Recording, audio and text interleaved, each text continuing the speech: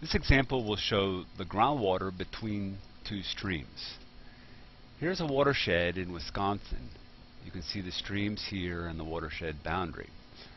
Fairly complicated geometry, but if we notice, many of the streams are roughly parallel. So we can select this particular region, this square area, where we have a stream along this side of the square and a stream along the bottom side of the square. So we'll take this square as representative of this much larger region. So here's the square, and we'll set up a model that represents a stream along the bottom, a stream along the top. The streams will be boundaries where the head is fixed at 0. And we'll also assume that recharge is added to the aquifer over this square region equal to an amount 10 to the minus 9 meters per second.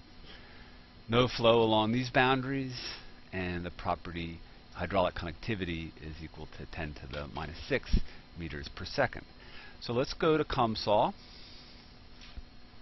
Here's the Comsol model that was set up to represent that area. We expand out the model. I'm not using any definitions here, so we can go to the geometry and click on rectangle. This is the geometry. It's 1,000 meters by 1,000 meter rectangle. And here it is. There are no materials used here. Darcy's law, this is the physics for the model. So if we expand it out, we click here on fluid and matrix properties.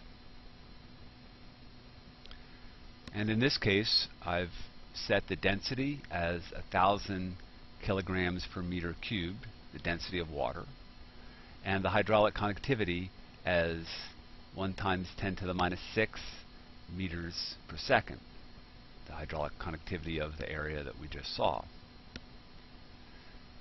We use the default values for this setting and that setting, so we don't need to look at them. And this is the boundary condition, the top and the bottom, that represent the streams. You can see that these two boundaries have been selected. They are boundaries number 2 and 3, and the hydraulic head has been set equal to 0.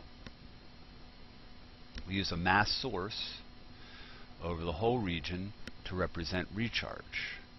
There's the value of the recharge, and these terms are used so that the units are properly entered into the model.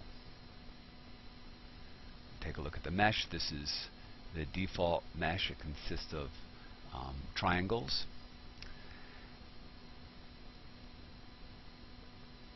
This is a steady state problem, so we have a stationary study. We run the study, and here are the results. This is the distribution of hydraulic head, and the maximum hydraulic head here is a little over 12 meters. It occurs as a ridge running between the two streams, and the head drops off as we approach the streams. We also include the flow vectors. You can see these red lines, and if we zoom in, you can see that they're arrows showing the magnitude and direction of the flow. We've also included a cross-section right here. And before I show you the cross-section, let me show you how I specified the line where the cross-section would be taken. Went to Data Sets. We open that up. I used a cut line 2D, and I specified a line at x equals 200, y equals 1000, to x equals 200, y equals 0. That's a line right here. Now, when I select cut line 2D, I get a cross-section along this line. So if I go down here to this plot, this is a cross-section where I use solution 1, along cut line 2D, and I'm plotting dl.h. This is the hydraulic head. And so what we get from this is a profile of hydraulic head along that cross section, reaching a maximum a little over 12 meters in the middle.